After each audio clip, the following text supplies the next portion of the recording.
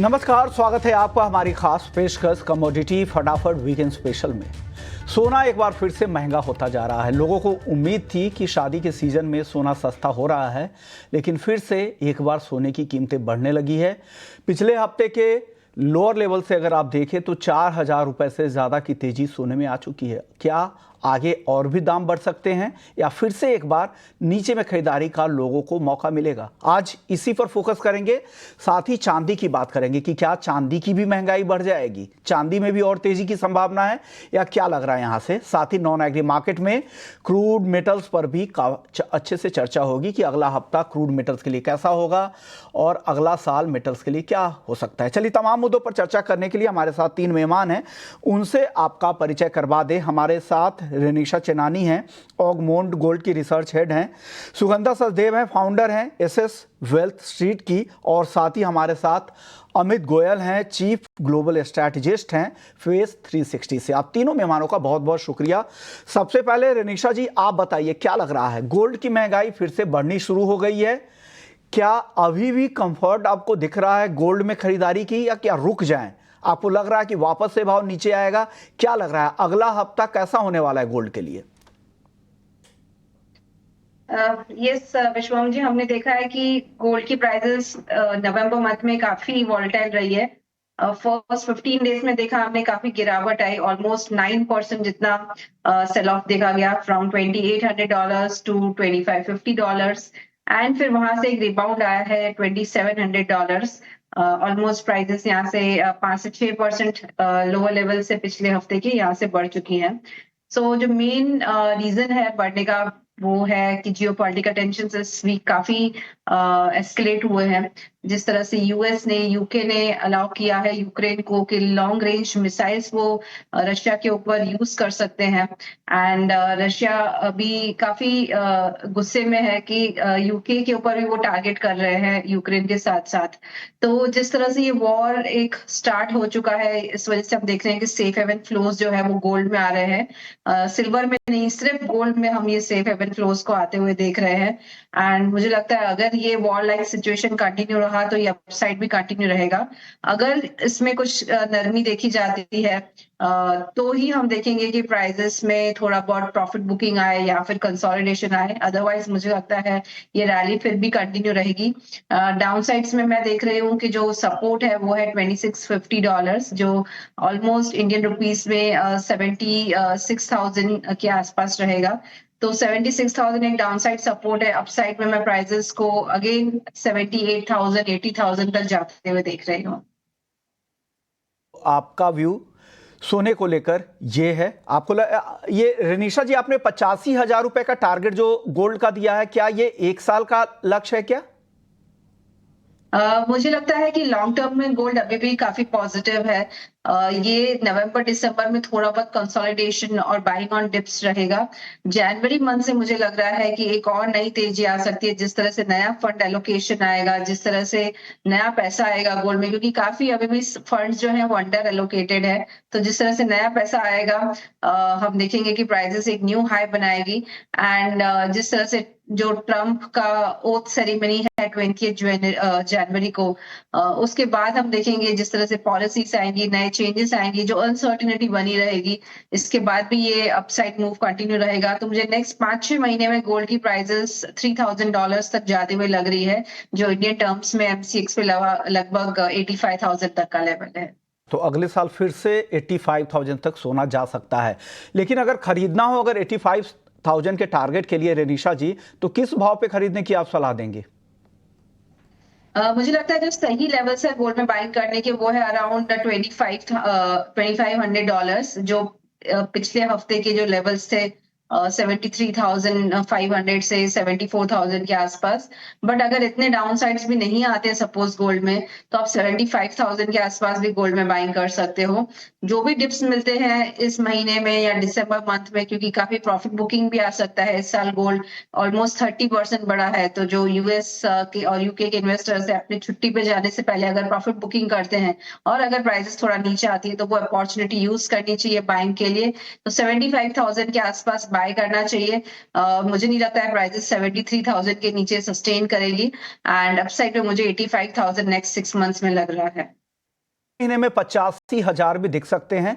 अब थोड़ा सा वेट करेंगे तो आपको 75,000 के नीचे से ही खरीदारी शुरू करनी चाहिए। हालांकि अगर मौका अगर आपको मिलता है और भी नीचे तो बेहतर है, लेकिन कोशिश करें हर गिरावट पे ऐड करें, आगे फिर से तेजी लौटेगी और वो तेजी गोल्ड को फिर से 85,000 तक लेकर जा सकती है। अब सुगंधा जी आप बताइए, आपकी राय क्या है, क्या लग रहा है? पहले बताइए कि अगर सोना किसी को खरीदना हो तो किस भाव पे खरीदारी की आप सलाह दे रही हैं? Good evening Vishwamohan ji, thanks for having me on your show. मुझे लगता है अगर सोना किसी को खरीदना हो तो थोड़ा सा वेट करना चाहिए। अगर हम इस हफ्ते की बात करें, ऑलरेडी 4.5% से ज्यादा तक की हमने तेजी आते हुए देखी है। इनफैक्ट लास्ट वीक भी मैंने मेंशन किया था कि ये वीक पॉजिटिव रहने की एक्सपेक्टेशंस है और 73,500 पे हमने बाइंग की भी एडवाइस दी थी। बट मुझे लगता है अब दोबारा से यहाँ से कुछ हद तक सेलिंग प्रेशर देखने को मिल सकता है, बिकॉज अगर हम डॉलर इंडेक्स की तरफ रुख करते हैं, it is trading close to 2 year highs. So मुझे लगता है उसकी वजह से गोल्ड के प्राइसेस पे कुछ हद तक दबाव देखने को मिल सकता है। एंड ऑलरेडी जो इस वीक हमने सर्च आते हुए देखा है, मुझे लगता है कुछ प्रॉफिट बुकिंग जरूर देखने को मिल सकती है। इसका मेजर कारण रहा है रशिया और यूक्रेन की वॉर में जो हमने एस्केलेशन आते हुए देखी है। इसकी वजह से हमने काफी ज्यादा सेफ हेवन फ्लोज आते हुए देखे हैं गोल्ड में इस हफ्ते। और आफ्टर स्ट्रॉन्ग करेक्शन जो हमने नवंबर के वीक में नवंबर मंथ में आते हुए देखी इनिशियली, उसके बाद एक स्ट्रॉन्ग रिबाउंड देखने को मिला। बट मुझे लगता है अभी नियर टर्म में ट्रेंड स्लाइटली वीक रह सकता है, दोबारा से सेलिंग प्रेशर देखने को मिल सकता है ऑन राइज।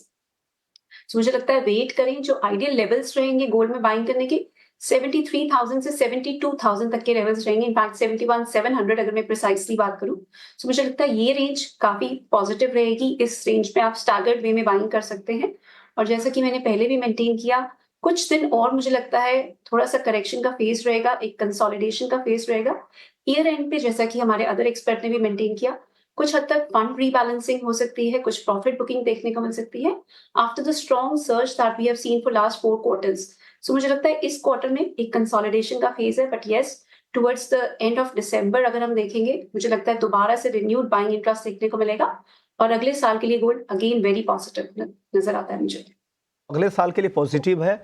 कुछ यहाँ से प्रॉफिट बुकिंग आ सकती है 72,000 के नीचे अगर आप खरीदे तो आपके लिए बेहतर होगा, रिवॉर्ड आपका बेहतर यहाँ पर हो सकता है, रिस्क भी कम होगा वहाँ से, ये सुगंधा जी को लगता है। पिछले हफ्ते मुझे याद है आपने सुगंधा जी ने कहा था इस वीकली शो में कि अगले हफ्ते मुझे रिकवरी दिख रही है, और वो रिकवरी आई भी। वो रिकवरी 4,000 रुपये से ज़्यादा की रिकवरी हमने इस हफ्ते में देखा है, ये मैं एक्नॉलेज करना चाहता हूँ। और अब आपको लग रहा है कि यहाँ पे फिर से थोड़ी मुनाफा वसूली आ सकती है। चलिए, हमारे साथ एक और मेहमान हैं, अमित गोयल हैं, चीफ ग्लोबल स्ट्रैटेजिस्ट हैं पेस 360 से। अमित जी, मुझे याद है कि दिवाली के हफ्ते में आपसे बातचीत हुई थी, दिवाली से ठीक पहले, तो आपने कहा था कि रिकॉर्ड के आसपास में 78-79 के आसपास जाने पर आपने गोल्ड में एक्सपोजर काफ़ी कम कर दिया था और आपने कहा था कि आप इंतज़ार करेंगे गोल्ड को नीचे आने का। क्या पिछले हफ्ते जो भाव कम हुए थे उसमें आप लोगों ने खरीदारी की थी? आपको लगा कि कोई अट्रैक्टिव लेवल है वो खरीदारी के लिए और आपने अपना एक्सपोजर वापस से बढ़ाया क्या? नहीं विश्वमोहन जी, हमने खरीदारी की है और हमारा जो टारगेट था गोल्ड का वो 2525 से लेके 2550 के बीच में हमारा एक टारगेट था कि ये एक बार जरूर आएगा गोल्ड। और वो ये बहुत कमाल की बात है कि 5 नवंबर को जो है वो गोल्ड $2750 का भाव चल रहा था और उसके ठीक 8 कैलेंडर डेज में जो है वो 2750 से वो गिर के 2535 तक आया। तो वो वाला जो भाव था वो बहुत ही ज्यादा अट्रैक्टिव भाव था, तो वहां पे हमने खरीदारी काफी की है। और मेरा अभी ऐसा मानना है विश्व मोहन जी कि ये अब एक रेंज में आ जाएगा। ना तो मुझे ऐसा लग रहा है कि ये सोना जो है वो कोई $2800 के ऊपर चला जाएगा डॉलर टर्म्स में, और ना ही मुझे ऐसा लग रहा है कि ये $2500 के नीचे चले जाएगा। तो ये अब बिल्कुल मुमकिन है कि अगले 3-4 महीनों में, बल्कि इवन अगले 5 महीनों के लिए एक रेंज बन जाएगी जिसमें ऊपर का लेवल आप फिलहाल मान के चलिए कि कोई 2725-2750, और नीचे का लेवल जो है आप मान के चलिए 2550 2500, और इसके बीच में ये ट्रेड करेगा। और ये गोल्ड मेरे हिसाब से अब बाय ऑन डिप्स है। जब भी ये 2550 2575 या इवन 2600 के नीचे अगर ये जाए तो धीरे धीरे करके जो है आपको बाइंग करनी है, क्योंकि लॉन्ग टर्म के हिसाब से गोल्ड अभी भी बहुत श्रेष्ठ जो है एक इन्वेस्टमेंट अपॉर्चुनिटी है। और अगर हम इसको धीरे धीरे करके नीचे में अगर हम एक्यूमुलेट करते हैं ओवर द नेक्स्ट 4-5 मंथ्स, तो मुझे लगता है आने वाले 2 से लेके 3 साल में अभी भी बहुत बड़ा अपसाइड है। डॉलर टर्म्स में हम अभी भी $4,000 से ऊपर देख रहे हैं, और रुपी टर्म्स में हम तकरीबन 1,40,000 1,50,000 रुपए का भाव एमसीएक्स में देख रहे हैं आने वाले 3 से लेके 4 सालों में। ओके। अमित जी, आपने कहा कि सोना 3-4 महीने या 5 महीने तक दायरे में रहेगा, और आपने कॉमेक्स का एक रेंज भी बता दिया है कि $2,550 से $2,750 का दायरा रह सकता है 3-4 महीने के लिए। एमसीएक्स गोल्ड का दायरा बता दीजिए, वहां पर क्या दायरा रहेगा, और वहां पर अगर आप होल्ड करेंगे तो क्या 1.5 लाख का जो टारगेट आप बता रहे हैं 1,40,000 से 1,50,000 रुपए, वो कितने साल में जा सकता है, 3 साल या 4 साल? जी देखिए, एमसीएक्स पे जो है मेरा ऐसा मानना है कि 78,500 जो है आप एक बार ऊपर का एक छोर आप लेके चल सकते हैं, और नीचे में तकरीबन जो है 74,000-74,000, तो ये कोई एक 4-1 हज़ार रुपए की रेंज है, जो कि मेरे हिसाब से आप एमसीएक्स में जो है इस दायरे को लेके चलिए। जब भी 75,000 के नीचे जाए तो आप धीरे धीरे करके जो है आप बाइंग का रुख रखिए, और अगर ये 77,000 के ऊपर जैसे 77,500-78,000 के अगर रेंज में जाता है तो आप अपना बेचने की तरफ जो है वो रुझान रख सकते हैं। मगर इवेंचुअली जो है आपको बाय ऑन डिप्स करना है, आपको इवेंचुअली एक्यूमुलेट करना है, क्योंकि आने वाले टाइम में अगले 3 से लेके 4 साल में 1.5 लाख का करीब का जो है आप टारगेट लेके चलिए कि गोल्ड पहुंच सकता है। तो 3 से 4 साल में एमसीएक्स पर सोना 1.5 लाख रुपए का भी हो सकता है। तो आप 75,000 के नीचे खरीदारी स्टैगर्ड मैनर में, यानी धीरे धीरे यहाँ पे खरीदारी करें, ऐसा हमारे तीनों एक्सपर्ट्स मानते हैं कि गिरावट पे खरीदारी करें, लंबी अवधि में तेजी दिखेगी। हो सकता है कि कुछ समय के लिए यहाँ पर रेंज बाउंड एक्टिविटीज़ दिखे, सुस्ती थोड़ी दिखे, लेकिन आगे तेजी तो है ही। और ऐसा आप देख भी रहे कि जब भी नीचे बाजार आता है तो शॉर्ट लिव रहती है, बहुत ज़्यादा समय तक बाजार नीचे नहीं रह सकता है, अचानक से तेज रिकवरी आती है। पिछले काफी समय से हम ऐसा गोल्ड में देख रहे हैं। चांदी की बात करते हैं। सुगंधा जी, आप बताइए, चांदी में उस तरह की तेजी नहीं आई जिस तरह की गोल्ड में तेज रिकवरी आई है। क्या लग रहा है, चांदी आगे फिर तेज रिकवरी होगी, या उससे पहले और एक बार फिर से चांदी में गिरावट आएगी? विश्वमोहन जी, अगर अभी हम ओवरऑल देखें तो 87,000 मार्क एक अच्छे सपोर्ट की तरह एक्ट कर रहा है। मैंने लास्ट वीक भी मेंटेन किया था कि as long as 87,000 mark is holding, थोड़ी रिकवरी जरूर देखने को मिलेगी। और अभी अगर हम शॉर्ट टर्म में बात करते हैं तो 89,000 मार्क पे सिल्वर के प्राइसेस ने एक अच्छा सपोर्ट लिया है। सो मुझे लगता है सिल्वर में कुछ टिप्स मिलते हैं टुवर्ड्स लेवल ऑफ अराउंड 89,800 दोबारा से बाइंग की जा सकती है, बिकॉज सिल्वर में हमने एक कमेंसरेट रैली आते हुए नहीं देखी है। It has not moved in tandem with gold. So मुझे लगता है सिल्वर में भी कुछ बाइंग की अपॉर्चुनिटीज शॉर्ट टर्म के लिए क्रिएट हो रही हैं। बट यस, अभी मैं अगर दिसंबर और इस क्वार्टर की बात करूं तो मुझे लगता है दोबारा से हाई लेवल्स पे सेलिंग देखने को मिलेगी। सो मैं थोड़ा सा व्यू को सेग्रीगेट करना चाहूंगी, इमीडिएट, नियर टर्म और longer term and medium term as well. So अभी अगर हम देखें तो 89,800 के आसपास बाइंग की जा सकती है with a strict stop loss of 89,000 and high side पे 91,500 एंड 92,500 तक के लेवल्स देखने को मिल सकते हैं। बट वहीं मुझे लगता है 92,500 से दोबारा से हमें सेलिंग प्रेशर देखने को मिल सकता है, जहां दोबारा 87,000 मार्क एक अच्छे सपोर्ट की तरह एक्ट करेगा। If 87,000 mark is also breached, 82,000 तक के लेवल्स भी देखने को मिल सकते हैं।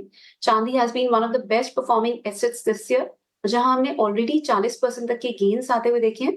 बट जो अभी ट्रंप की तरफ से टैरिफ्स इंपोज होने के कंसर्न्स बने हुए हैं, उससे चाइना से सिल्वर की जो डिमांड है वो काफी हद तक कर्टेल हो सकती है, और इस वजह से हम कुछ हद तक दबाव बनते हुए देख सकते हैं सिल्वर के प्राइसेस पे।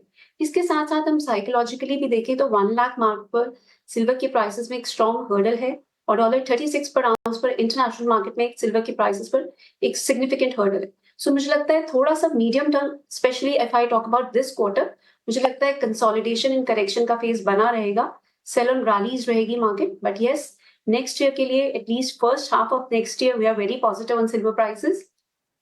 और मुझे लगता है जो भी टिप्स मिलते हैं towards level of around 82,000 to 80,000, मुझे लगता है वहां पर स्टैंडर्ड वे में जरूर बाइंग की जा सकती है। अगले साल के लिए मुझे लगता है once the level of 1 lakh is reached, 1,10,000 and 1,25,000 mark can also be seen. International market में इसको कन्वर्ट करें तो $36 पर आउंस अगर ब्रेक हो जाता है तो $42 एंड $45 पर आउंस तक के लेवल्स देखने को मिल सकते हैं। सिल्वर में पिछले 3 साल से अगर हम देखें तो कंसेक्यूटिवली हमने डेफिसिट बढ़ते हुए देखा है। Demand has been picking up from electric vehicle segment और इंडस्ट्रियल एप्लीकेशंस में भी सिल्वर की डिमांड काफी ज्यादा स्ट्रॉन्ग है। सो मुझे लगता है आउटलुक सिल्वर का नेक्स्ट ईयर के लिए भी काफी फेवरेबल रहेगा। It's just a phase of correction and consolidation which might continue for next few days.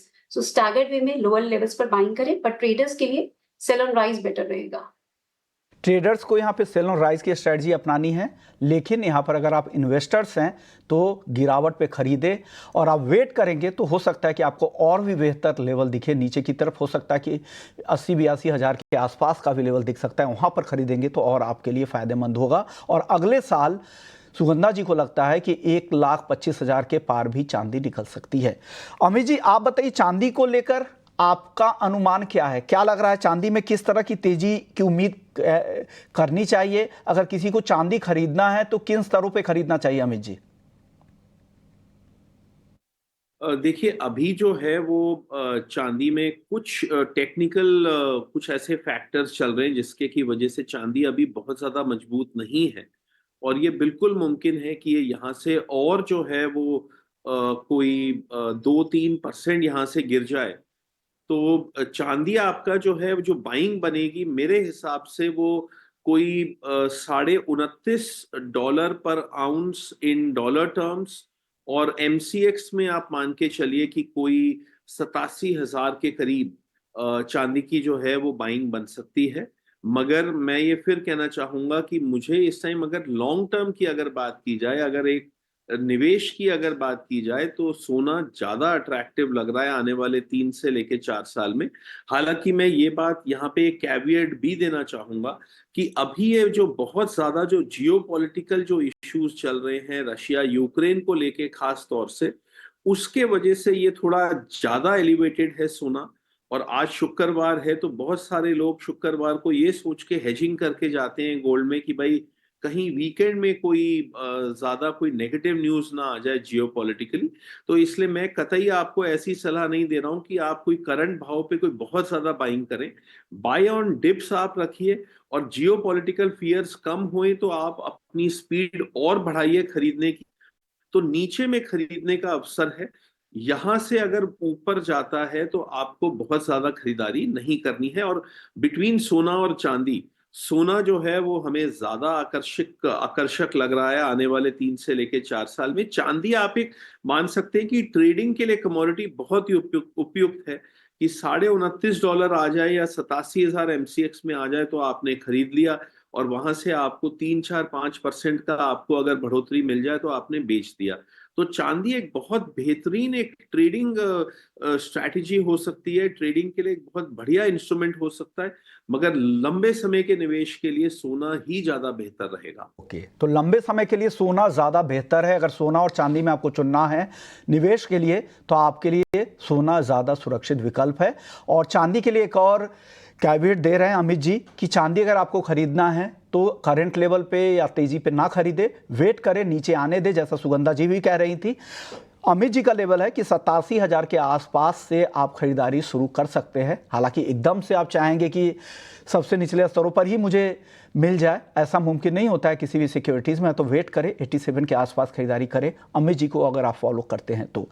अब रेनिशा जी आप बताइए, चांदी अगर किसी को खरीदना है तो आप किन स्तरों पे खरीदारी की सलाह देंगे? अगर उन स्तरों पे कोई खरीदता है तो आगे किस तरह की तेजी की उम्मीद है आपको?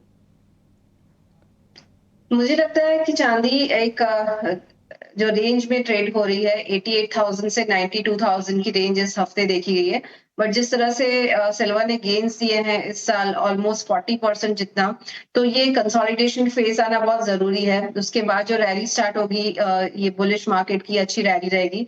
बट जिस तरह से हमने देखा है कि डॉलर इंडेक्स इतना मजबूत है, 107 लेवल के ऊपर क्रॉस हो चुका है, और जिस तरह से कॉपर में हम देख रहे हैं गिरावट आ रही है, इस वजह से थोड़ा बहुत ये कंसोलिडेशन टू नेगेटिव फेस आया है चांदी में, बट ओवरऑल फंडामेंटल्स काफी पॉजिटिव है, टेक्निकली भी काफी पॉजिटिव है। तो मुझे लगता है कि जो ये डिप्स मिल रहे हैं 90,000 के आसपास बाइंग करनी चाहिए। मुझे लगता है यहाँ से नेक्स्ट 6 मंथ्स में हम प्राइसेस को 1,15,000 तक जाते हुए देख सकते हैं, मतलब यहाँ से 25% रिटर्न्स आप चांदी में देख सकते हैं। तो इंटरनेशनली $31 के आसपास बाइंग करना चाहिए, $38 का टारगेट है। एमसीएक्स पे 90,000 के आसपास बाइंग करना चाहिए और टारगेट 1,15,000 का रहेगा। इस साल के लिए रेनिशा जी का टारगेट है 1,15,000 का चांदी में, और एमसीएक्स का जो 1,15 का लेवल है ये अगले साल में पूरे एक साल का टारगेट है, टॉप लेवल आप ये देख रही हैं रेनिशा जी? नेक्स्ट 6 मंथ्स का ये टारगेट रहेगा। मुझे लगता है नेक्स्ट अक्षय तृतीया तक हम देख सकते हैं ये लेवल्स आ सकते हैं, क्योंकि एक साल में काफी फंडामेंटल्स बदल जाते हैं। जो इकोनॉमिक सिचुएशन है, जियोपॉलिटिकल सिचुएशन है, प्रेशियस मेटल्स में वो काफी बदल जाती है। तो जो अभी दिखता है इस हिसाब से मुझे लग रहा है कि हम ये लेवल्स देख सकते हैं 6 मंथ्स में।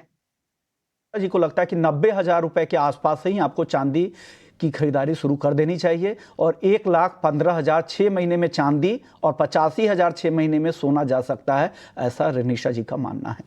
चलिए बात क्रूड की करते हैं। आप बताइए सुगंधा जी, क्रूड की चाल कैसी रहेगी? क्रूड क्या वापस से फिसल सकता है क्या? अभी तो जियोपॉलिटिकल रिस्क का प्रीमियम मिल रहा है, क्या ये प्रीमियम कब तक चलेगा? भाव फिर से नीचे आएंगे? क्योंकि जिस तरह से चाइना में ईवी पर फोकस है, शेल प्रोडक्शन यूएस में बढ़ रहा है, क्या इसका दबाव फिर से बढ़ेगा और कच्चा तेल फिर नीचे आएगा? आपकी राय क्या है क्रूड पर मैम?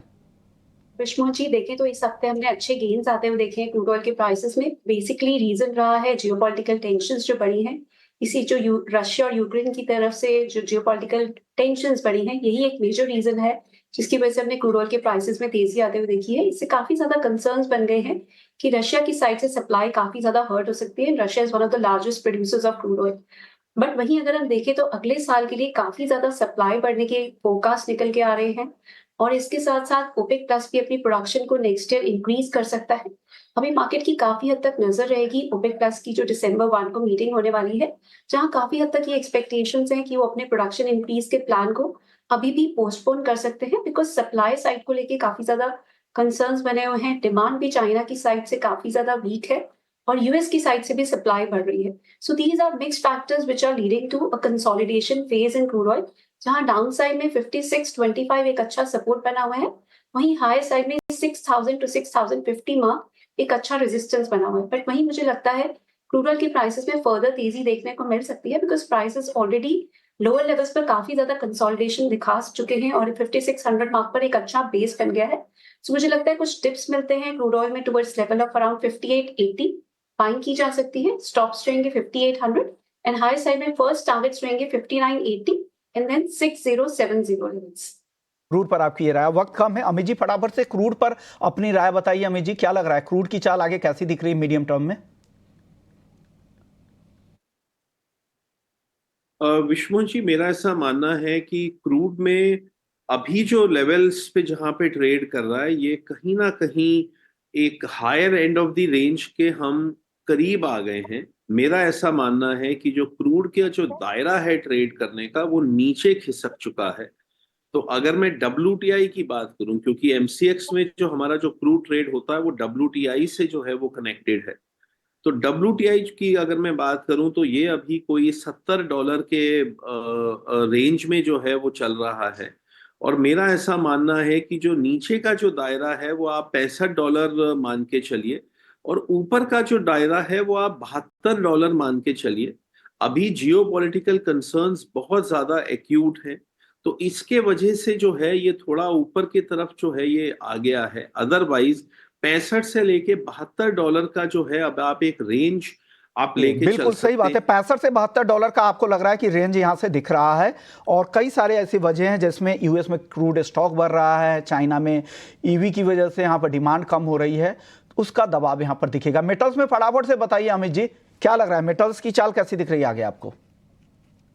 नहीं विश्वमोहन जी, मुझे ऐसा लगता है कि बेस मेटल्स में अभी थोड़ा सा हमें राइज देखने को मिलना चाहिए आने वाले कुछ हफ्तों में, और उसकी वजह जो है वो कुछ 2-3 इस तरीके से है पहली, डॉलर इंडेक्स जो है वो बहुत ज्यादा बढ़ चुका है।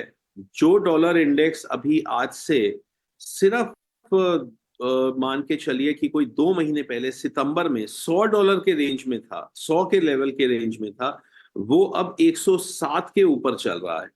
तो उसने जो है वो बेस मेटल्स के ऊपर एक बहुत बड़ा उसका प्रभाव रहा है, जिसके वजह से कि बेस मेटल्स जो कि अक्टूबर में कॉपर, एल्यूमिनियम, जिंक काफी ज्यादा अच्छे लेवल पे चले गए थे, वो वहां से बहुत बड़ा फॉल हम देख चुके हैं। मुझे लगता है कि कहीं ना कहीं डॉलर इंडेक्स जो है वो अपने टॉप के आसपास है। हो सकता है यहां से और आधा या 1% डॉलर इंडेक्स बढ़ जाए, मगर उससे ज्यादा बढ़ने की मुझे कोई भी गुंजाइश नहीं दिख रही है। तो ये एक जो है वो बेस मेटल्स के फेवर में रहेगा। दूसरा, ओके, यानी चाइना की जो जो डॉलर इंडेक्स में आगे आपको लग रहा है कि ये तेजी टिकेगी नहीं, नरमी आएगी, वो बेस मेटल्स के फेवर में रहेगा। आपको लग रहा है कि दिसंबर के महीने में थोड़ी रिकवरी आ सकती है, लेकिन जनवरी में हर तेजी पर आप बिकवाली की सलाह दे रहे हैं। नहीं, यानी दिसंबर का महीना अच्छा रह सकता है मेटल्स के लिए, जहां 3 से 5% की तेजी आ सकती है, ऐसा अमित जी को लगता है। लेकिन जनवरी में एवरी राइज पे सेल करने की सलाह अमित जी की है बेस मेटल्स को लेकर। सुगंधा जी, वक्त बहुत कम है, मेटल्स में आपकी टॉपिक अगले हफ्ते के लिए क्या है और नेचुरल गैस में आपकी कॉल क्या है? सिर्फ टारगेट और स्टॉप लॉस बता दीजिए।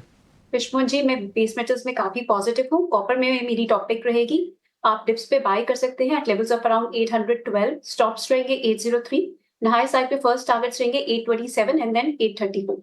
नेचुरल गैस में देखें तो ऑलरेडी काफी ज्यादा सर्ज आ चुका है। नेचुरल गैस में मेरी सेलिंग की एडवाइस रहेगी at levels of around 287, stops रहेंगे 305 और डाउन साइड में 256 तक के टारगेट्स देखने को मिल सकते हैं। शुक्रिया सुगंधा दिस जी। Is a positional call Vishwamohan ji, next week and next 15 days के लिए रादर। ओके, ये पोजिशनल कॉल है। आपने जो कॉपर पर कॉल देखा या फिर चांदी पे सुगंधा जी के कॉल देखे या नेचुरल गैस में सेल कॉल है, ये सारे पोजिशनल कॉल्स सुगंधा जी की तरफ से दी गई है। शुक्रिया सुगंधा जी आपका, रेनिशा जी आपका, अमित जी आपका, बहुत बहुत शुक्रिया। आपने हमारे दर्शकों को गाइड किया पोजिशनली भी, मीडियम और लॉन्ग टर्म के लिए आपको क्या करना चाहिए सोने, चांदी, क्रूड और मेटल्स में। आपने पूरी राय रख दी, लेकिन गोल्ड सिल्वर पर काफ़ी अच्छी चर्चा हुई है। आप सभी मेहमानों का बहुत बहुत शुक्रिया। तो चलिए इस खास पेशकश को यहीं समेटते हैं, लेकिन बाकी खबरों के लिए आप बने रहिए हमारे साथ। नमस्कार।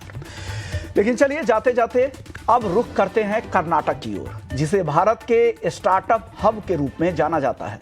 यहां राज्य सरकार अपने संपन्न स्टार्टअप इकोसिस्टम को और मजबूत करने के लिए कई कदम उठा रही हैं। कर्नाटक के कॉमर्स, इंडस्ट्रीज और इंफ्रास्ट्रक्चर मंत्री एमबी पाटिल ने राज्य में मौजूद स्टार्टअप्स को समर्थन और इनोवेशन बढ़ाने पर जोर दिया है। हाल ही में एक वीडियो में उन्होंने तकनीक का इस्तेमाल करके व्यापार आसान बनाने और राज्य को मजबूत बनाने के कर्नाटक के कोशिशों के बारे में बताया भी है।